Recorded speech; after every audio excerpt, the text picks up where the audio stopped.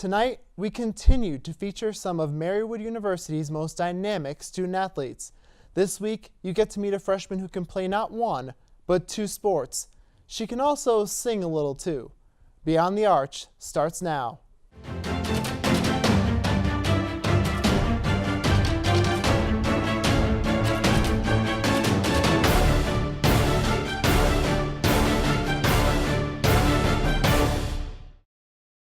She is a freshman nutrition and dietetics major. A graduate from Bishop Kearney High School in Brooklyn, New Jersey, she is a setter for Marywood's volleyball team and a member of the Pacers softball team. She has a love for music and has some of her original songs to share with you tonight. I sit down with Annie Heyen next.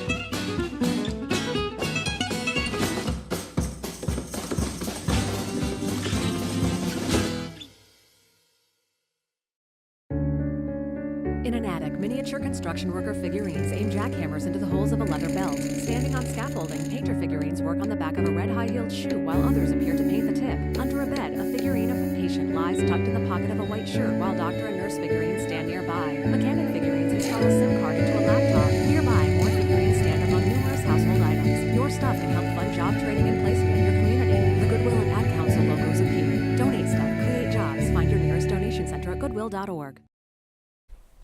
Welcome back. I am pleased to be joined by volleyball setter and softball player Annie Heyen. Welcome to the show, Annie. Thanks for having me. So I want to talk about, you are really ambitious. You are a two-sport athlete, so your falls are busy and your springs. What made you choose, I guess we'll start with volleyball. Volleyball specifically, when did you start playing volleyball competitively or even just picking up a volleyball?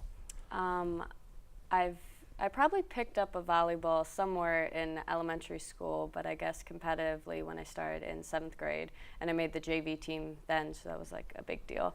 And then competitively, I guess, like freshman year, we had a new high school coach that came in, and she was like, hey, you should really start playing club, you should be taking this seriously, and I was like, oh, okay. So I played club for a few years, I got further instruction, I just fell in love with it. So then you fell in love with it throughout high school, and then you came to Marywood and decided to play volleyball. How was, I guess, your first volleyball practice or your experience here at Marywood, meeting the coach and things like that? How was that? So fun story, I met with one of the former teammates over the summer, and one of the questions I asked her just about the team, I was like, hey, so like, do you guys do like a lot of conditioning or anything? And she was like, no, like not really. And that was with the old coach, and I come in and there's a new coach, and first day of preseason, we're doing wall squats for 15 minutes, and I was taken back, and I sort of looked at her after, and I was like, I thought you said you didn't do this. And she was like, I didn't think we did this. So it was definitely a shock coming into the season. It was a lot to take in, but I'm so glad I did it. Love my team. It was awesome. That would be a definite wake-up call, especially the wall squats. Yeah. So compared to your experiences in high school, what was that, I guess, first practice like, but then also the competition level in college? That was a wake-up call too, really. Like, I knew I was getting myself into something bigger, but just, I don't know, everything is higher stakes. People definitely have a more competitive mindset. Everyone around you is definitely more determined. Like, I don't know, sometimes in high school you get some kids who just do it for the heck of it, but by the time you get here, everyone wanted to get better, and it helped keep me driven too, because if everyone around is pushing themselves, then it could help push me too. So. Yeah, and especially coming in as a freshman, you're already driven to impress people, at least the first year. Right. What was it like with your head coach, Carissa? What was that like for you? She really looked after us. Like, she was almost like a mother while still being very hard. She's a very loud coach. And I think we all needed that. We needed the little like push, because even like the beginning of our season, it didn't start off too well. So like we needed that push to just work harder, I guess. And so she kept changing practices so we would work on what we needed to. And I don't know, I think she just looked after us well. And take us to that, the playoff experience that you had. I know it was a tough game. It was a tough match. But what was that experience like, I guess, your first year coming onto a team that clicked at the right time and was able to qualify for the CSAC playoffs? And then what was that experience like playing in a playoff atmosphere? I wish I could tell you because my mind went blank the whole game. And if I was thinking during that game, it would not have gone well. I remember, we're standing there for like the anthem and stuff before the game, and everything just sort of shut off. Everyone worked so hard. It was just, I wish I could explain, it was like a different atmosphere. Like everyone, at least like the former players were definitely in a like, they were maybe like louder, maybe like more bouncing around. Like there was definitely more energy there. So that's how you like knew the stakes were like big at that point. Yeah, and like it was almost like a switch for you. It was an on-off switch. Like at the game, you were just, all right, blank out, like focus, and you don't remember a lot of it. Yeah. So I guess we'll switch gears to softball. So I'll ask you a similar question. When did you first pick up a softball, or when did you get into it? What grade level? Geez, I remember playing wiffle ball like with my brother when I was probably, so young. I started playing in like a town league when I was like 8 or 9. Immediately softball like took me away. I joined as many leagues as I could. I started getting like catching and hitting lessons back as early as like 6th grade, and I don't know, I never looked back. Yeah, from a wiffle ball, and then from a wiffle ball it started it all. So then obviously you haven't seen that competitiveness, at least on the softball side yet, competitive play. But were you recruited for softball, and how was that process like for you? Yeah, I was like recruited for softball first, and then I reached out to volleyball, and that's how everything clicked into place. And yeah, was it and then I guess you've had practices conditioning or some, like, I know you haven't had a lot of games yet, but just your early experience with the team, how's that been like for you? So we had our fall season, which was like 10 practices in the fall, and then a play day, which I was so upset I couldn't make the play day because we had a volleyball tri-match. So, volleyball took priority. So I was happy to be playing volleyball. I just wish it wasn't at the same time. I wish you could be two people. I know. Yeah. I wish it could work like that. But I did get to go to a few practices in the fall. All the girls are so nice. Oh my gosh, like they bond so well. So I'm so excited to like jump into that. It was a good time. We were very productive like in the time. I don't know, like sometimes you can go through a practice and not much actually happens, but we fit a lot in there, and I'm excited. So you're excited to finally play with them next spring. So I guess my question to you now is that going through one semester as a student athlete, how has that been like? Because juggling your classes, juggling your athletics, juggling your music, like how is it all coming together for you? I don't know. I guess I've just been taking it a day at a time. I make my list. I have to get all this done. Definitely when having practices and games and stuff, it's kept me more accountable, kept me getting stuff done on time. I've noticed just in this past week when I haven't had to do anything, I've been procrastinating more because, I have like all night to do it now. I don't have to worry about practice or conditioning or even like leaving for a game. Like sometimes when we had those weeknight games, we'd leave at 3 and not be back till like 12. So like I knew I had to get it done the day before, but like now, I got time. So I just sort of let it slide.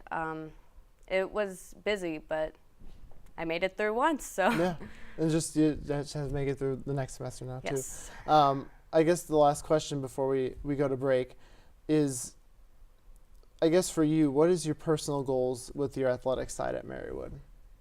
I know you've just started, but what are some of your personal goals, even for next semester with softball?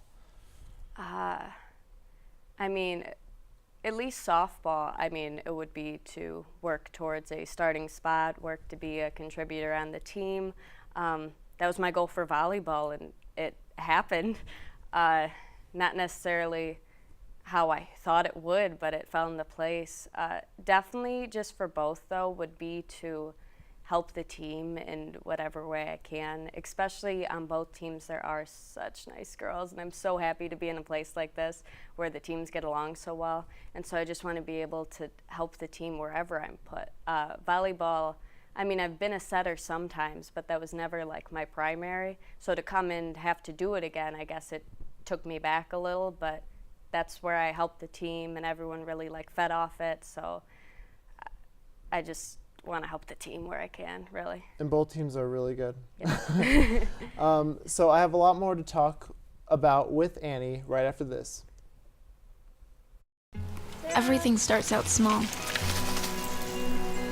The things that hurt us, they all start from somewhere.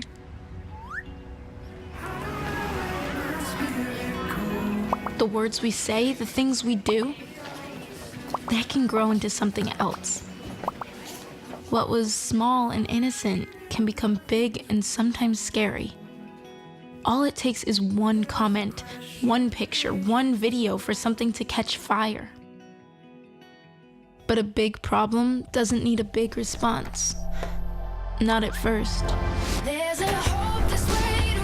Even if we don't know what to say, the eye emoji can be that first step we take. Let's all pledge to take that first small step together and change the world in a big way. I'm a witness, and so are you.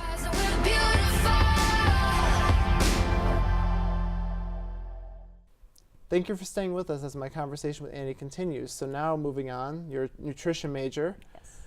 And you told me you only took 2 classes, but what kind of made you major in nutrition? Like what did you like have a passion for it in high school, or like what became of that? Definitely just a passion for food.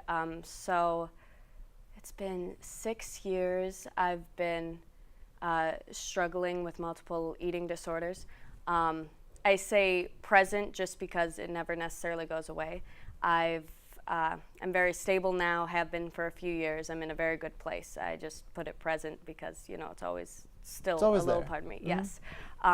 But so I'm definitely here because I want to help people who have been in the same spot as me, because I found my way out, and definitely on my journey there, some of the people I met along the way who were supposed to be helpful weren't necessarily very helpful. Mm-hmm. So I'd rather have a positive place like in me that someone can use to help recover. You want to be able to be a positive influence and give back to people who have been in your Yes. spot before. Mm-hmm. Well, that's incredible. So you're obviously going to be taking nutrition classes throughout your 4 years. What do you envision yourself, I guess, you can broaden it a little bit, doing right after you graduate? I know I'm like looking into the future, crystal ball. But what would your dream be? My goodness, this is big, man. This is big, I'm not even yes. done with first semester of college. Wow. Little dream. Yeah. Something little. Well, I mean, I guess my goal initially is to get my RDN credential, so then I can be a registered dietitian nutritionist, and then I have all the power in the world, or at least I'll feel like it. I guess I'd want to work like in a clinical setting and work just personally with people who are recovering from eating disorders and work with them, not only sort of as a therapist, but also, nutritionally get them the right diet, and then I'd be someone to talk to about it, because the journey's hard, man, and having so many people that are trying to help you just saying, hey, just eat this.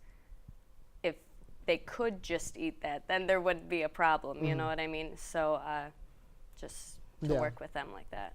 And that those little dreams can change, but at least for now, you have a good Yes. picture in your head. So I want to shift gears to music, because you are going to be performing for us tonight, and I'm really excited about that. What got you into music? Where did your passion come from? my goodness, I don't know. It's always been there. I've always been singing. I started playing clarinet when I was in like first grade. I taught myself piano in sixth grade. That was my Christmas present. My mom got me a keyboard. So I spent all Christmas break learning Let It Be, which was just simple chords, because my music teacher at the time loved the Beatles. So I came back from Christmas break and I like performed it for him for the first time, and I almost had him in tears, and he was like, Annie, you have to sing that for the spring concert. And little like sixth grade me was like, oh my God, do I do it? Stage fright. And yeah, that was like the first time someone gave me confidence to like sing and perform. And then I got into high school, and that influenced me to like get into theater and stuff. And so I did musical theater for years, and just I've been singing. I've been doing anything with music for as long as I can remember, really. Yeah. And do you have, like, as you've grown from the sixth grade self performing Let It Be at the spring concert, Yes. As you've grown, what have you kind of, is there a specific genre or specific artist that you really love, and why? Genre, I really do focus a lot on like musical theater music, just because I've performed so much in it and I love so many different shows. Like, those are the songs I'm always listening to. Singers, songwriters, I like Sam Smith, Sarah Bareilles, Ed Sheeran, almost just anyone sort of soft that I can sing and play myself on the piano, you know, something more acoustic, I guess, so like Adele too, and yeah. The soul singers. Yes. I'm right with you on that. And I would ask you about Sam Smith's album, but that's not relevant. We could be talking about that forever. But so I guess what artist do you picture yourself as? Like, if you can, not to put you in a box, but how do you describe yourself as an artist when you write your music or things like that? Probably like Taylor Swift, because half my songs just like bash old people I used to date. But I don't know. I feel like I identify with Sarah Bareilles, just her same tone, soul, and also like she wrote the music for Waitress, the musical, so now she's on Broadway, and so like I just identify with that, like going into musical theater and stuff too, so. So mixing a little Taylor Swift, a little Sarah Bareilles in there? Yes, maybe like that. So tell me about your original song you're going to perform, Millions. What did that, I guess, what did that idea come from? And tell us a little bit about the song. The song, I guess, is sort of just a little motivation, the idea of self-worth, that you are worth millions. Again, with all my eating disorder recovery and stuff, I've definitely worked personally with different friends. I'm an advocate of body love and self-love and all of this, especially on a social media platform. So a lot of people have reached out to me in that regard, and I've been able to help them along with that journey, at least. So I guess it's just another song clarifying that you are worth something spectacular, and it's in a song form, I guess. So I guess beyond your major, your nutritional goals and things like that and helping people, what would be, if you can have it, what would be something that you would want to do with your music down the road? Oh my goodness, I would love to keep performing in shows. I think that was like the hardest thing to give up, going to college, being an athlete, being a two-sport athlete. Like, there was no chance I could fit like musical theater in there, but like if I could, community theater down the line, even anything bigger, like I would love to just get back up on stage and perform again. And help other sixth graders who are in your shoes Yes. possibly make it. So I guess my last question to you is, I guess, what are you looking for? Are you looking to pursue anything with musical theater, like beyond college? Like, once you graduate with your degree, I know you're going to be really busy with nutrition, but like, where would you go? Would you go to New York? Try to, I don't know, get on Broadway? You know, if I had the talent, I would, but I'm not there. I know other people in their shoes. I mean, community theater where it's at, so Yeah. I'll probably try to get my way in there. Well, we are going to hear some of your talent right after the break. Thank you for joining us, Annie, and when we come back, you'll be performing for us live. Don't go anywhere. Hi! You think you're probably sober? Yeah. But you're thinking about taking the back roads home, just in case. Why would you do that? Probably okay isn't okay. Call a cab, a car, or a friend. Good choice. People think I'm trash, but they're wrong. Today, I'm just an aluminum can, but one day, I could be a stadium.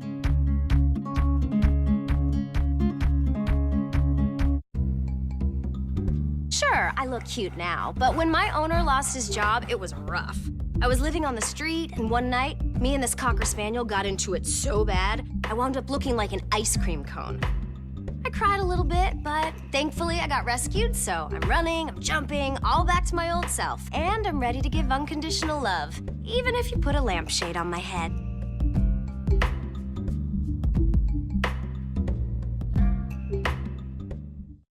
Performing her original song, Millions, here's Annie Heyen.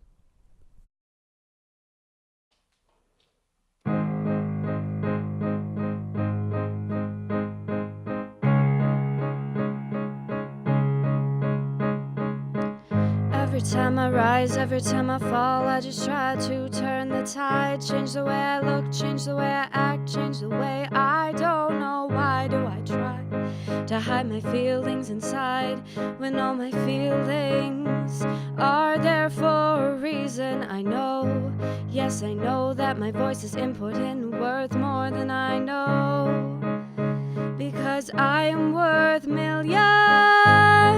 Yes I am, yes I am worth millions. No one else is like you, no one can be you, no one has the same gifts and talents that you do, 'cause you radiate your glorious light. Shine brighter than the sun and the moon and the stars that will glow in the night when you feel like nothing can ever go right. But you have you, and that's all you need to make it through the night. Yes, you are worth a millions. We are not alike, we don't always get along with people that we should, but that doesn't mean that they don't deserve all the love we can give to each other, to help raise one another, because they are still our sisters and brothers. Yes, they are worth a millions.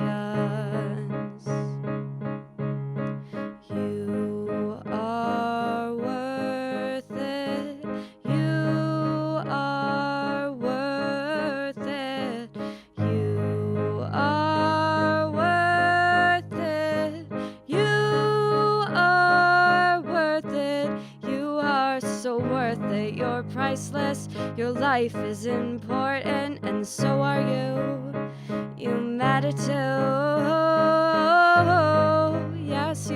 Yes, you are worth a millions. Yes, they are worth a millions. Yes, I am worth a millions. Yes, we are worth a million.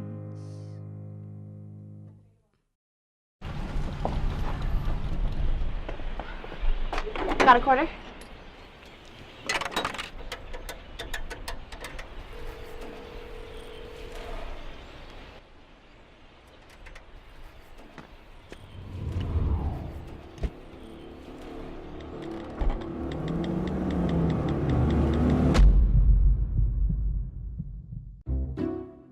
I'll never forget the day our landlord called and said, read your lease. No pets allowed. My owner tells him my dog ate the lease, but that didn't work. And now I'm stuck in a shelter. But this pit bull is ready for a new crib. I'm loving, loyal, and play well with others. So don't be intimidated by all my muscles, because the biggest one I have is my heart. That's right, I said it.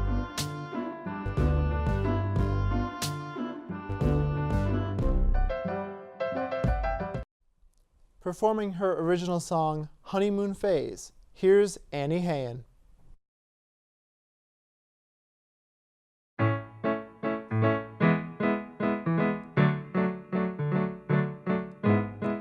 Always messing around with your boyfriend, aren't you? Always by his side, aren't you? Has it even been a week? Seems like barely just a day. You are stuck on like glue. Have you seen the light? You're blinded by your knight in shining armor. Yes, I've heard he's such a charmer, but oh, you're caught in your honeymoon phase. Oh, you're caught in your honeymoon phase. Have you even seen the light? God, I hope you get this right. You're stuck in your honeymoon, better get out soon. Oh, oh, oh, oh.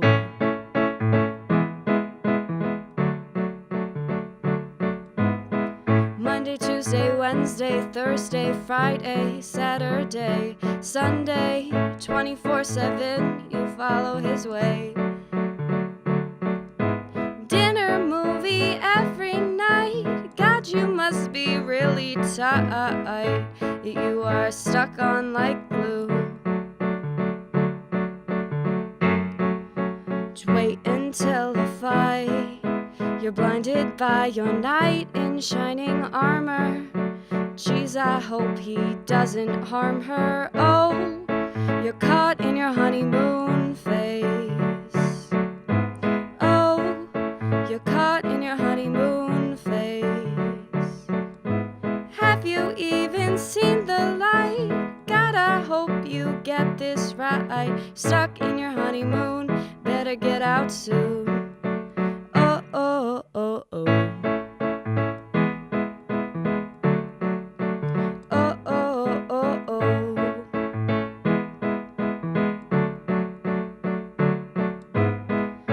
2 weeks later, a text from you saying, guess you found someone new. Didn't even last a month. Sorry, hun, I'm sure it hurts, but oh, you'll find someone better. But later that night, I get a call saying you're back together. The predictions say a storm's in the weather. Oh, you're caught in your honeymoon phase again. Oh, you're caught in your honeymoon phase. Have you really lost your sight? Maybe second time you'll get this right.